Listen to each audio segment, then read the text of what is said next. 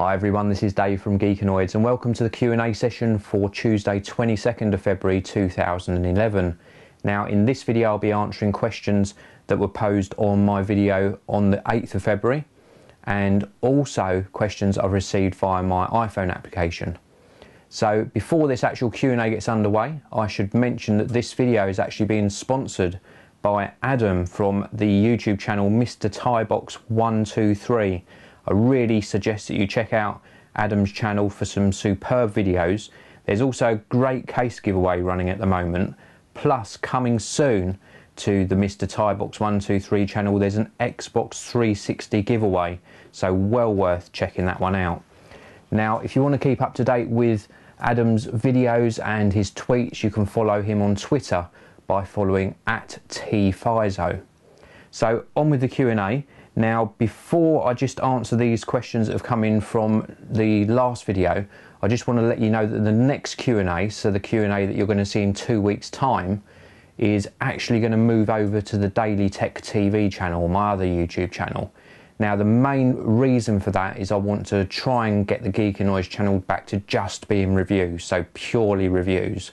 So I'm going to move the Q&A session over to the Daily Tech TV channel, starting with the next one in a fortnight's time. And just one more thing before I answer any questions, because I know you guys are going to ask it. These are not the geek glasses that I wore in my Christmas video at the end of last year. I actually wear them so I can see, and I just went for a little bit of a different style this time round. So anyway, on with the questions. The first one is from Sean's Macintosh. Great video. Could you publish just the Q&A sessions onto a podcast on iTunes? He's saying because it's quite a long video and it takes a lot of space on iOS devices and a long time to load as well.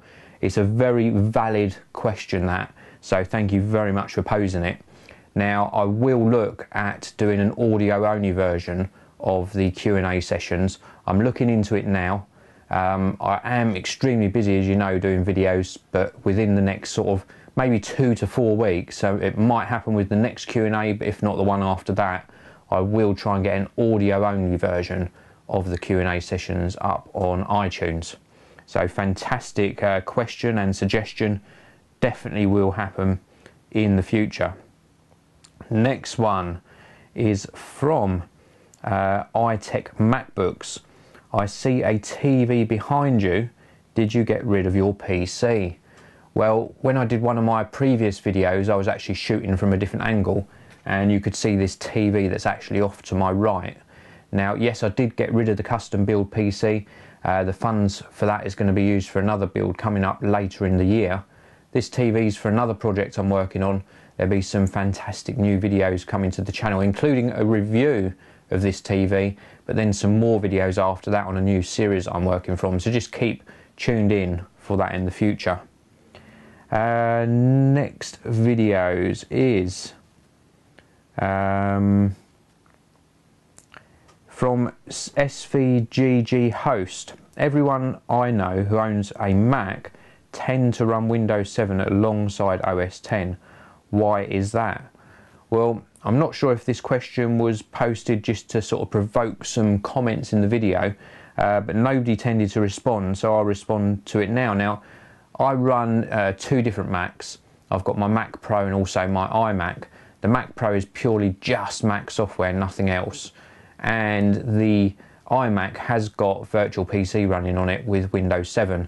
And I use it for testing games that don't come out on the Mac platform. So that's the reason I've installed it on mine. Other people, I know of one person who has Windows 7 installed on their Mac just for an accounting package that they use. So there are various reasons. I don't think there's any big secret in it, but it's just great that the Mac platform does allow that ability. So again, great question.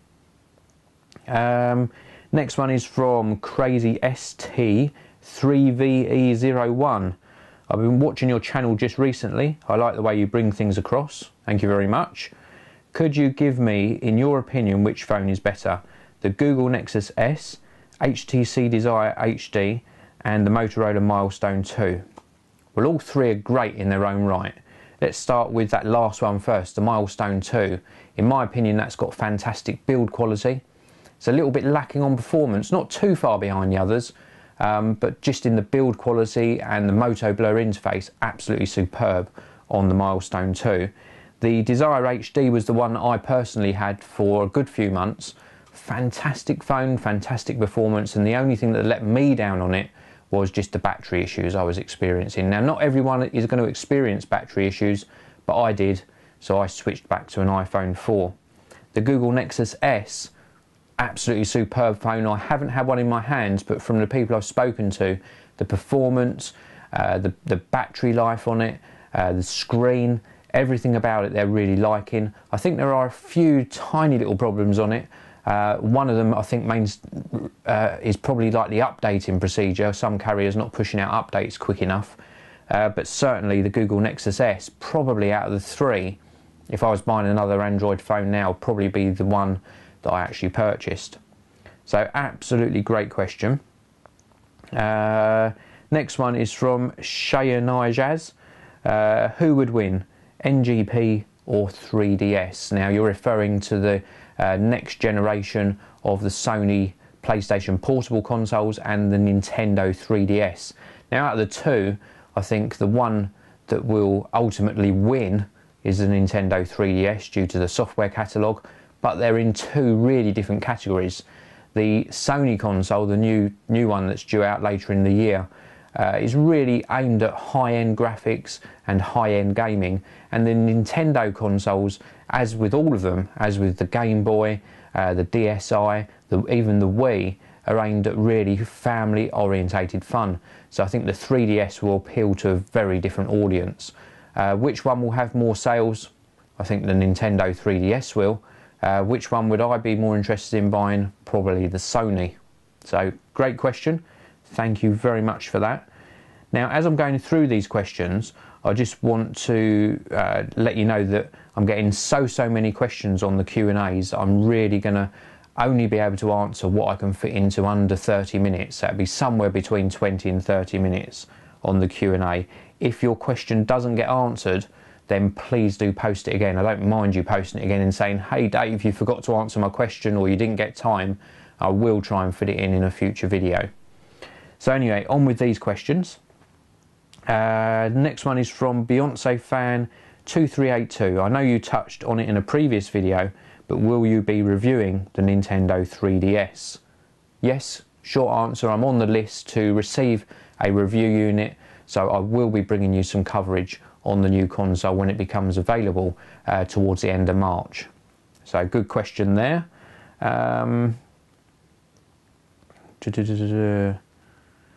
Alright, from Honeycomb 100, great video. I've been noticing that a lot of tech reviewers like yourself have been speculating or hoping for an end to the white MacBook and an emphasis on the Pro and Airlines. Why is it so? Regards from India. Well, thank you very much for your question. I personally haven't been wanting an end to the white MacBook. I think it'll stick around for a long time because it's the main Apple laptop that actually gets sold into the education channels. So I don't think Apple will be getting rid of it at all. I think a lot of people are concentrating on the MacBook Pro lines because they're higher specification. They're a lot more pleasing to look at. The screens are sometimes a bit more punchy and a bit more vibrant in the colours. So I think a lot of users that are on YouTube anyway and are actively producing videos are looking more to the Pro line than the white MacBook. Me personally, I had a white MacBook for a long time, absolutely loved it. So thank you very much for that question. Yeah, this is a valid question. I will just cover this quickly. Excuse me, spitting everywhere there. There's sort of a bit of talk on here about how long it took me to upload the last Q&A. Tech Banana says, how bloody long does it take you to upload these? Well, last Q&A was over 45 minutes, and it did actually take me, I think it was about a 25-minute upload. So not too long, but I am on 50 megabit broadband. That gives me around 5 to 8 megabit upload speed. So I've got a good internet connection. Next one is from My Name is Owain. Question: how do you get the big products for review like smartphones Obviously I don't have enough views yet, but do you contact the companies directly from their contact pages, or is there a special way? Also, John Rettinger seems to get Apple products to review. So a few questions in there. With the larger products, like the smartphones and the larger bits of hardware, they're normally done through the manufacturer's PR agency, and they arrange just a 2 to 4 week loan on the product, and then when I finish the review they arrange a courier to come and pick the product up. Now, I wasn't getting those big products until I got more viewers on the channel, so it does take time. With the Apple products that I review, back probably about a year and a half, 2 years ago, Apple did used to send me products as well. They used to send their software and their iPod range to me on loan again, and then after I'd finished the review they'd go back. Nowadays my Apple products that I review I have to actually purchase in. For some reason they've just stopped sending out review products in the UK. Maybe they still actively do this in the US, and maybe that's why John Rettinger seems to get hold of the Apple products. Or maybe like me, John, if you're watching, maybe you'd like to just post a video response to this. Maybe John buys the Apple products as well. I don't really know, I've never asked him that question. So great question. Next one is from Cohen Funny. Is the MacBook Air 11-inch a good first Mac? Absolutely fine. It's a very good performer. It certainly looks the part. The only thing I would say is, for me personally, the 11-inch screen's a little bit small, so I'd maybe look at the 13-inch. But yeah, it's a great first Mac. The white MacBook's a great first Mac, and even the Mac Mini if you want a desktop machine. Fantastic as your first Mac. So very, very valid question, but any of them will do you very, very well.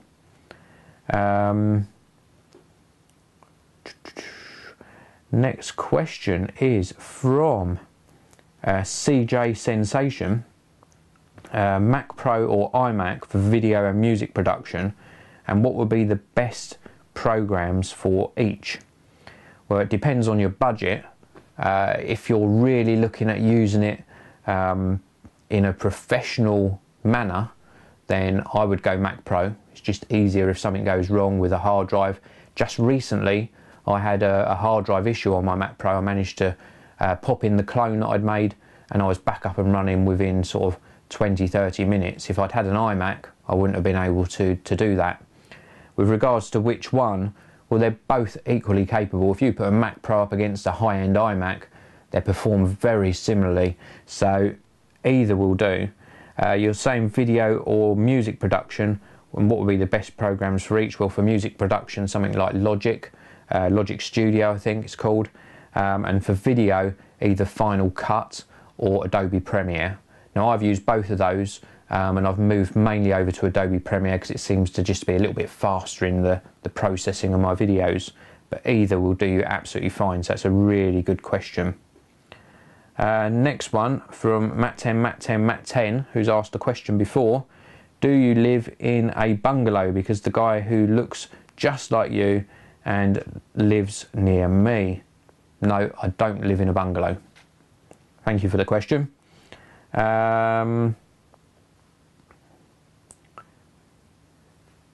Next one is from Kinfelin 23. Now, there's a little bit of talk about how I pronounce your name, so Kinfelin. I've got it spot on now, so thank you very much for posing this question. I know you're a big Apple fan, hardware-wise and software-wise, but why did you move from Final Cut to Adobe Premiere Pro? Now, I touched on that in the previous question. The main reason was to do with the processing speed. So if I'm doing perhaps an 8-minute video, I was finding that Premiere Pro processed it round about 1.5 minutes faster than Final Cut. So that was the main reason. There were other reasons, and that's why I've chosen to answer this question again. I was having problems with Final Cut with speeding up sections of the video. In some of my installation videos, when I'm doing a screen protector, I like to speed the footage up so that you don't have to sit there and watch a really, really long video. And I found that Final Cut was struggling with that. It was coming up with errors. I was also finding that Adobe Premiere, just in the way the keyboard shortcuts worked, the way I could actually do transitions between the cuts and edits in my video, seemed to just work a lot more fluidly than with Final Cut. That's not to say I've abandoned Final Cut altogether. I do still use it, but I do all of my main editing in Adobe Premiere Pro now. So thank you very much for that question.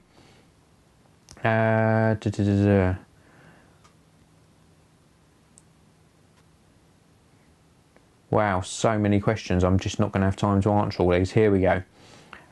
Next one is from Xzymer. Hello, thanks a lot for your fantastic and very active channel. No problem, glad you like it. I have one question. Do you think Arcos will bring out Honeycomb for their tablet devices? Thanks. Well, in answer to that question, I know they're trying to upgrade to the later versions of Android now. I think they're up to 2.2 on their tablet devices at the moment. And I think it's a foregone conclusion that when Honeycomb becomes readily available, seems like at the moment Motorola have had the sort of first dibs on the new platform with their Zoom device. But when that becomes readily available, then yeah, I think that they have to keep up with the competition, and I think you will see Honeycomb come out on the Arcos devices.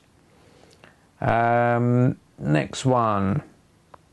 Wow, this one I don't really know how to answer, but Sogsman's put a question up here. Hi Dave, what do you think Apple will include in iOS 5? Also, what do you think about Apple and it trying to develop its social network, such as Find My Friend feature found in iOS 4.3? Well, I don't really know what they're going to put in iOS 5. What I hope they put in there is a different matter. 4.3 promises to bring tethering, so you can share your connection on your iPad or iPhone or vice versa with another device. That's going to be good. I sort of one of the things I do hope they do is Wi-Fi syncing. I've got my iPad in my hand here now, and not that I'd probably do it while I was recording, but if I wanted to just start synchronizing with my Mac whilst I had it sort of on my lap here, then I think that would be a fantastic feature. Also, I think they're going to have to do something with the multitasking. We've got WebOS coming soon on the Play Touch, was it called? Can't remember even what it's called, the touchpad from HP. And that looked absolutely superb, the way the multitasking is done in that, and the way that you can sort of reply to messages within the app that you're actually in, if that makes sense. So I think Apple need to look at that, the way things interact. I hate having to keep double tapping that home button. So I think if they can introduce a better way of multitasking, that would be absolutely superb too. So that is all of the questions I'm going to actually answer from the previous video.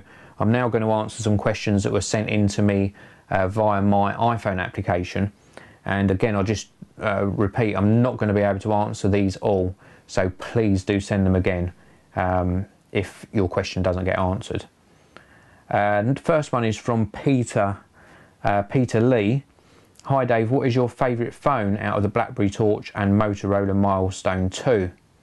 Well, BlackBerry, I've only covered I think one, possibly two BlackBerry models on the channel. I've never really got into the BlackBerry scene. My daughter's got a BlackBerry, absolutely loves it, but myself personally never really liked the platform. Maybe if BlackBerry are watching this, send me some to test and I might change my mind, but for now, out of those two, the Milestone 2 would get my vote. Next one is from, and please apologise, I must apologise if I pronounce your name wrong, but I think it's Furkan or Furquan, something like that. Will there be any difference in size between the iPad 1 and 2? And Furquan's from Malaysia. So, fantastic question. Yes, I think there will be. I think the actual width and sort of the width and height of the device will stay more or less the same. I think they're just going to do a slightly thinner bezel, and that might see more screen real estate as well. So that would be good. Physical size on the thickness, I think we're going to see it go slightly thinner. Apple do tend to try and make their devices thinner when they release new versions. So I think that's the main things that are going to change. So same physical size, width and height, but just a slightly sort of slimmer or thinner device. So great question. Next one is from eCartman12, who posts a lot of comments on my video. So thank you very much for your support. I really do welcome all comments from all my viewers. Hi Dave, just finished watching the Q&A session video. You present the videos very well considering that you don't rehearse them. Well, thank you very much. How's the weather where you live? Today it is foggy and raining, horrible weather. Glad I'm not going outside. And when will you be going to the Gadget Show? And the Gadget Show is on Channel 5, isn't it? Yep, Gadget Show is on Channel 5. Gadget Show Live is happening in April, and I will be going, but I'll be going the day before it actually opens to the public. So unfortunately, I probably won't get to see any of you guys there unless you've got press passes and you're going the day before it opens. But yeah, I will be attending, and I will be bringing you some fantastic footage from the show. Okay. Next one is from Kenta. I'm considering downloading Aperture 3. I know you can import your whole iPhoto library in, but can you import photos from your iPhone directly? And can you sync your photos from your iPhone, iPad with Aperture through iTunes? Well, it's not quite how it happens. You're more correct in what you're saying in your first question there. When you sync your iPhone to iPhoto, any photos on there will, if you've got it set correctly, Aperture will start up as well, and then you get the option of importing direct from your iDevice into Aperture. So you don't import from iTunes to Aperture, you import from your device. So great question, thank you very much for that. Next one is from Media Swift. Since you're a photographer, what brand of cameras do you prefer most of all, and what camera is your favourite? Also, do you read photography magazines? Well, yes, I do read photography magazines. I read Digital Photo, so spot on there. I also read Amateur Photographer. In answer to your what brand of cameras do I prefer and what's my favourite, I'm not really brand loyal at all. I do like the Canon cameras. I've got a Canon 60D at the moment. Not sure if you can see that just behind me. I do like the Canon brand, but equally I've been so tempted with the Nikon D7000. Looks like a fantastic camera. As to what is my favourite camera, and I keep coming back to this, I'm going to swing around actually and show you this. And it's not just because they sent me one, but Olympus did send me this for the Pen Pick a Day project that I'm doing for charity.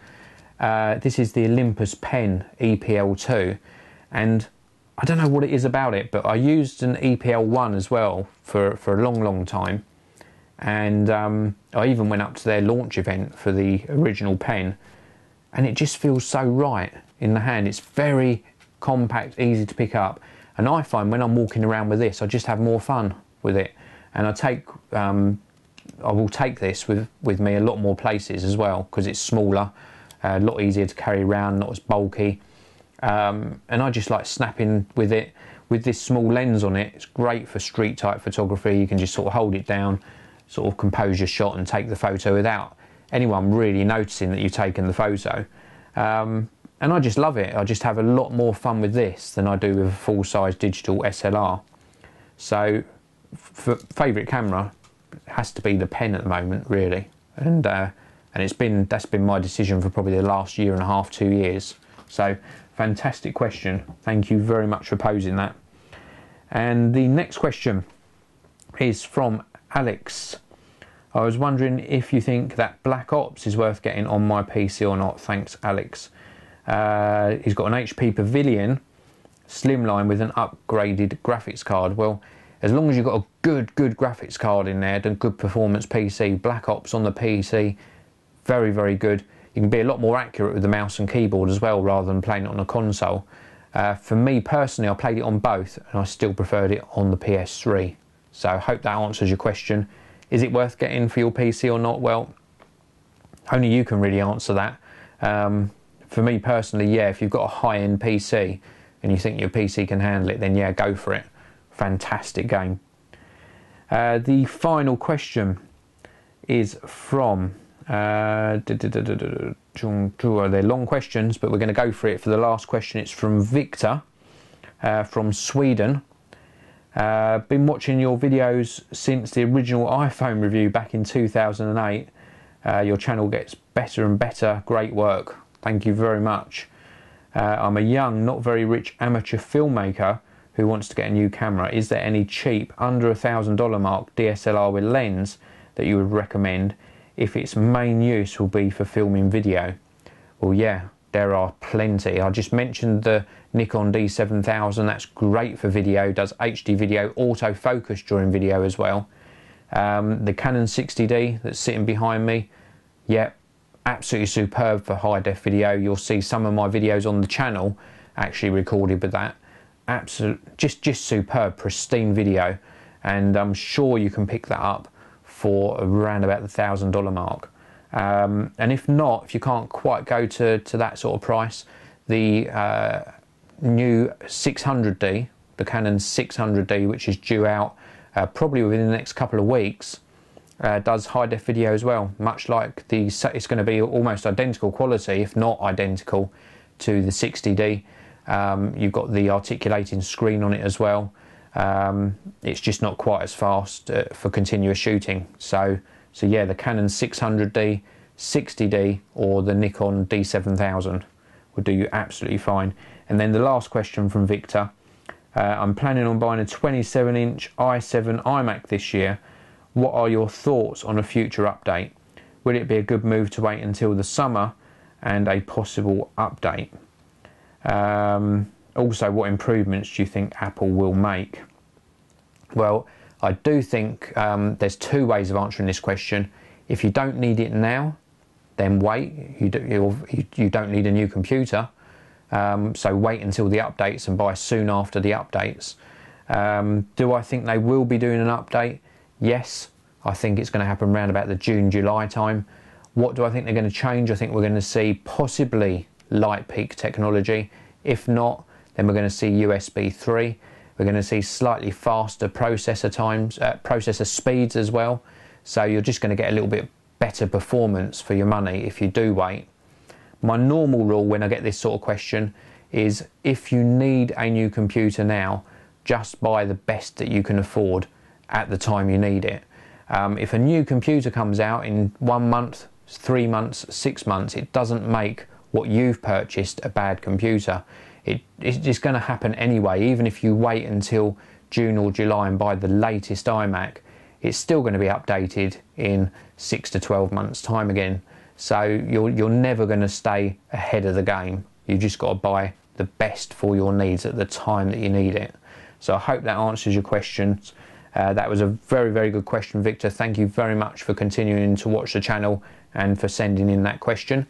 That concludes this Q&A session. Apologies to anyone who hasn't had their question answered. Like I say, I've got to keep the time of these ones down to around about the 30 minutes mark if I can. The next Q&A session is going to be in 2 weeks' time. Don't forget that the next Q&A is going to be on the Daily Tech TV channel. That's at youtube.com/Daily Tech TV. So please do make sure you subscribe to that channel so you don't miss out on the Q&As. There's going to be some other great content on that channel too.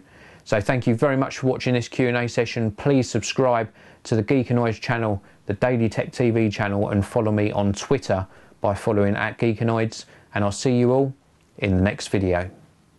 This video review is sponsored by EasyDraw, making drawing fun on Mac OS X.